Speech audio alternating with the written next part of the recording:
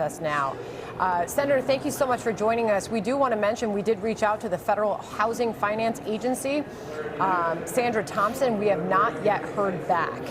Senator, I still find this hard to believe. And by the way, it wasn't really out there and made readily available to the American people this was happening. I remember the moment that we all as a team noticed it.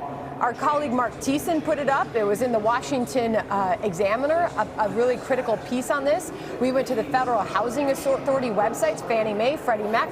There it was, but it was not being widely reported. It was almost like they were trying to sneak this by us.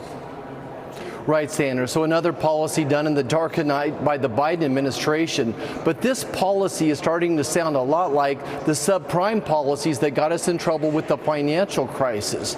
So what is going on is the agencies that oversee Fannie Mae and Freddie Mac have been told to have decreased interest rates and decreased down payments for folks with low income, low credit scores. And then they're going to pass on that expense to people with good credit scores. So nothing about this makes sense. I think it's setting us up for failure.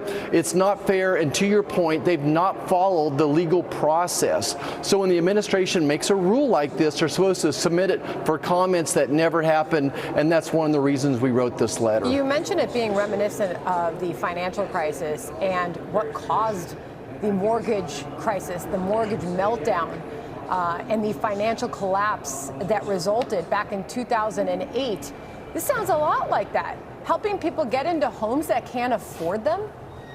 Exactly. It's like giving somebody a credit card with a higher credit limit than they need. But that's exactly what's happening. And look, we Republicans have a heart. We had the Community Reinvestment Act that I know that all of our banks use that to help folks out with that first-time home loan, trying to help people in the lower income. So we do have a heart, but we don't want to lead to another financial crisis on top of the inflation that we have. Right now, it's new homes are unaffordable for folks right now, created by Bidenflation.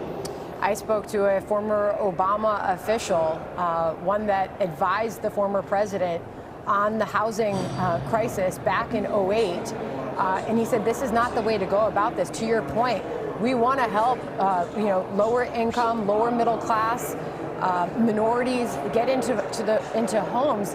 He said to me, this is not the way to do that, and warned, just like you are, that this could result the way 2008 and 2009 went. So what do you do about it? How do you stop this from happening? Because it sends a message that, hey, you know what? You don't have to pay your bills, your credit score.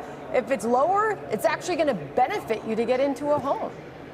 Right. So typically the way we get pushed back is to write a letter, and hopefully they'll respond, they'll back up, they'll put it out for comments. There'll be public pressure, including from organizations like yours as well. But eventually we can do a Congressional Review Act where it only takes 51% of us to repeal this rule. But right now they're not following the law at all, so this could be even unconstitutional. I would think that would be some sort of bipartisan support to stop this from happening, considering it does incentivize bad bill payment history and bad bill payment behavior, something completely opposite than what we would historically encourage in this country. Senator, thank you so much for joining us, and keep us posted on your efforts.